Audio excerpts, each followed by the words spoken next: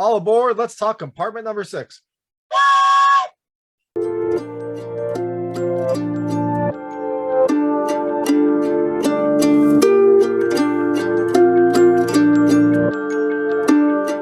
Hey everyone, this is David Stark from Watcher Pass. Today I'm going to talk to you about compartment number 6, which is coming to the DC area on February 18th, 2022. It's coming from Sony Pictures Classics, so it's an indie film. It's also a foreign film. And it is a different one. There's a lot I liked about it. There's a few things I didn't like.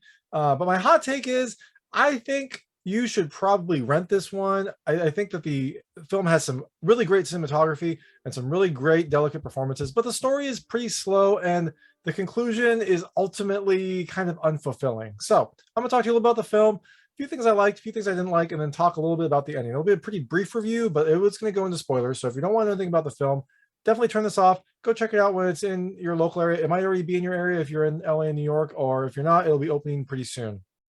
And then come back and hear my thoughts after that. But if you don't care, if you want to just board this train and see where it goes, let's keep going. So in compartment number 6, you have a young Finnish woman who kind of escapes or flees. It's not like she's forced out, but she kind of gets away from her life in Moscow and a relationship that she's in to go travel to the Arctic port of Murmansk.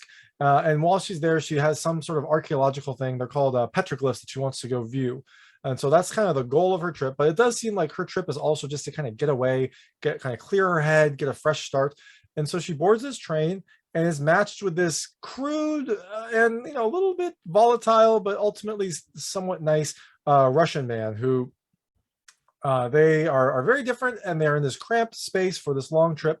And so throughout this trip, they are kind of thrust in the situation, and as they interact kind of grudgingly and sometimes willingly, they learn more about each other and themselves. So things I liked about this movie. The first thing I really liked is the cinematography.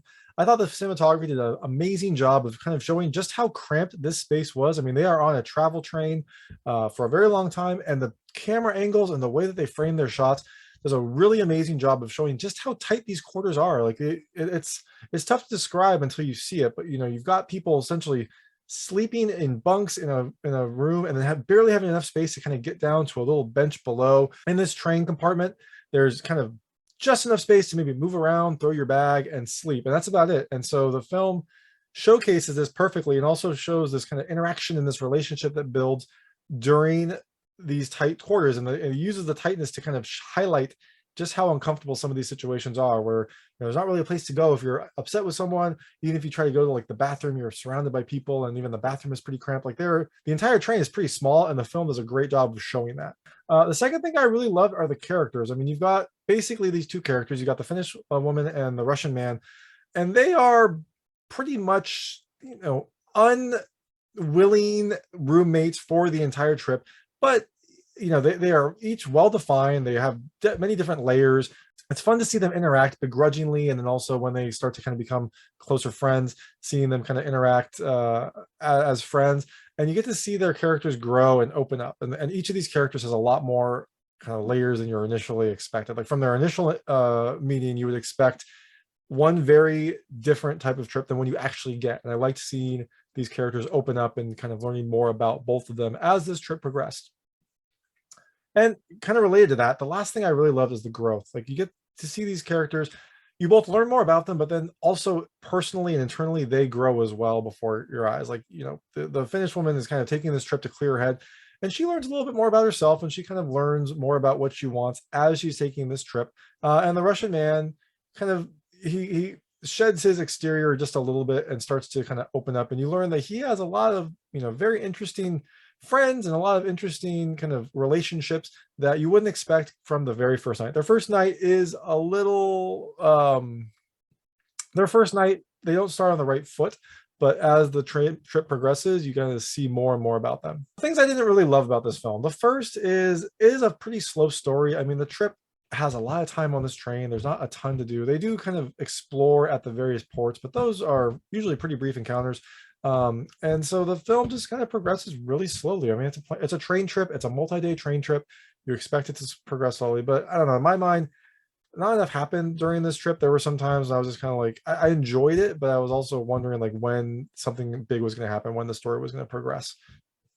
The second thing I did not really love is some of the character quirks. I mean, I did mention that I did like how the characters and how developed they were. But sometimes, I don't know, maybe this was a cultural thing, or maybe this was just how the character was written, but like the Russian man was pretty moody at times. Like he would be very happy and then something would happen and he would like instantly kind of shut off. Maybe that's just who he was, but it felt a little too abrupt in some instances. And the Finnish woman would occasionally kind of she would make some interesting choices that derailed things that were progressing, and I didn't really love that as well. And there's also they meet a companion partway through who does something that felt very out of character as well. Like it felt like it was just there to introduce some drama, and I didn't love that either. So there was just some weird little quirks that I felt made the film a little unrealistic at times. The last thing I really did not love is the ending. I felt it was kind of an unfulfilling ending after this kind of great trip that we've taken. Uh, I don't know. The specific ending sequence felt like a little anticlimactic. I'm gonna go into that right now. So again, if you don't want to know anything about the film, turn this off. I'm gonna go into the ending. There will be spoilers. So basically, in the ending, you've got this trip that occurred. They're on this train to Murmansk, and I believe her name is Laura, and his name is Loha. I don't remember that specifically, so I'm just going to call her the Finnish woman and him the Russian man because that's easier for me. But they're on the final night of the trip. They've kind of grown to become friends. Like they through this trip, they've had some ups and downs, but in the end, they seem to be kind of friends. They seem to be enjoying each other's company. It seems like maybe there might be a little bit more. And so on the final night they decide to have a nice dinner with drinks, but it's the end of the trip, so it's kind of this awkward dinner where they get there and they're like, we don't really have any food, and so they're trying to order something and they kind of make do. I thought it was cute. I thought it was a fun scene. But then he quickly kind of has a character change. I think he realizes that the trip is over. He he goes kind of all out. They have champagne, they have sandwiches. He gets like a bottle of some nice liquor by kind of fencing his watch. And so they kind of have this really big spread set out for them. But then the Russian man just kind of like becomes really moody, and his character just kind of shuts down after they've had like one drink. And I think he's realizing the trip is over and that this kind of sequence is going to end. Maybe I don't know. Maybe it's because when he gets to Murmansk, he's a construction worker, and he doesn't. I don't know. He doesn't think they're going to see each other. I'm not sure. So he leaves abruptly, and she follows him back to the room. And when they're in there, she starts to kiss him, and they kiss for like very briefly, and then he pulls away for some reason. And again, I'm not sure why. I think maybe he thought that it wasn't worth getting into. I'm not certain exactly. That was a weird character quirk as well.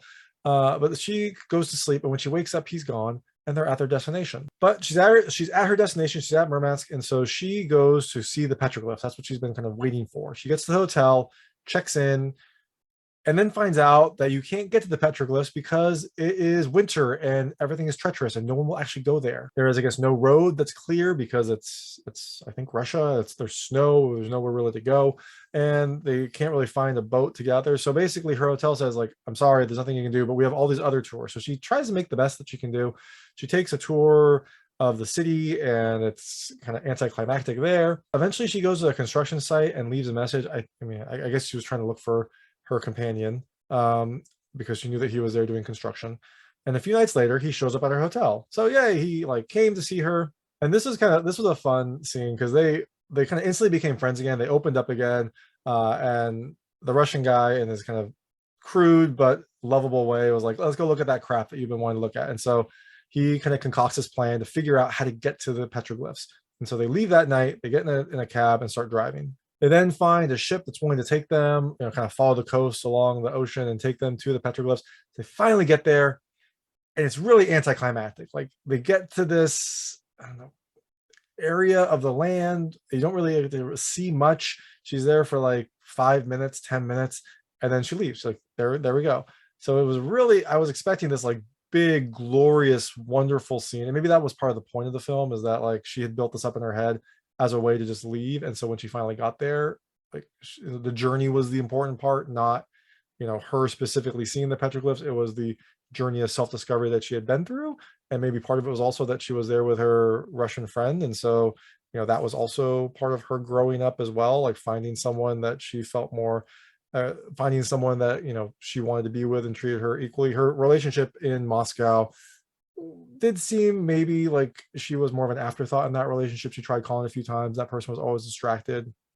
It seemed like perhaps she was escaping that relationship on this trip. So maybe that was the point. The whole journey was the big reveal, and the petroglyphs themselves were just more of a goal, but not really an important goal. So they make their way back, and it becomes a little harrowing. Like there's a crazy snowstorm. They get a little lost, but you can see that they're still happy, even though they're they're in a pretty bad situation. It's a snowstorm. I can't really see. They don't really know where they're going, but they're laughing. They're enjoying each other's company. It was pretty sweet.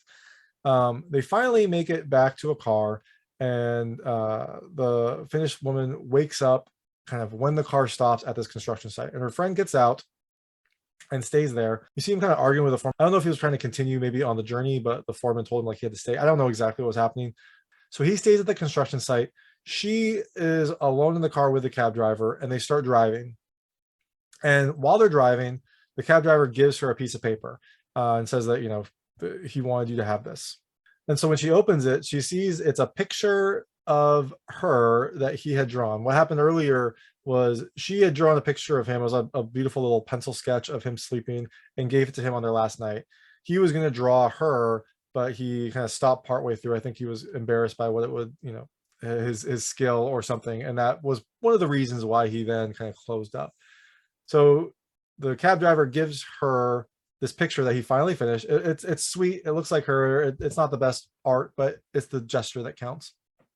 And then on the back, she turns it over, and she sees that he has written Haista Vitu, which very early in the trip, he was trying to kind of make small talk with her, and also maybe flirt with her a little bit. And he kept asking her like Finnish words, like hello, goodbye.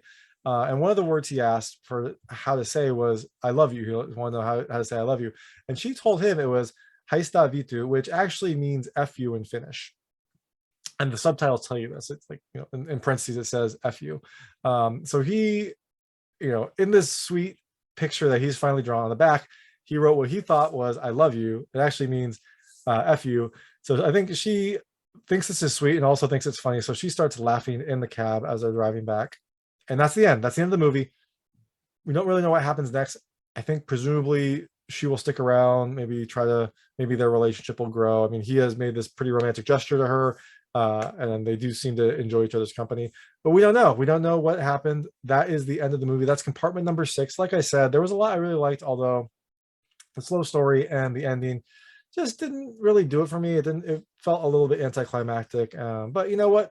Maybe that's life. Maybe that's what it is. That's the point of the movie. It's the journey that happened. It wasn't the actual destination, the ending. So maybe it is a very deep meaning, and I am just dense. Anyways, you can check it out when it's in your local market. It'll be in the DC area on February 18, 2022. I imagine they'll be opening fairly widely then, and then it'll probably open further in the following week. So thanks so much for watching. If you liked this review, please like and subscribe to this channel. It helps me out a lot. Make sure all my new content goes straight to you. And please check out my other content. I've got other reviews, unboxing videos, and recommendations. Thank you, and all aboard.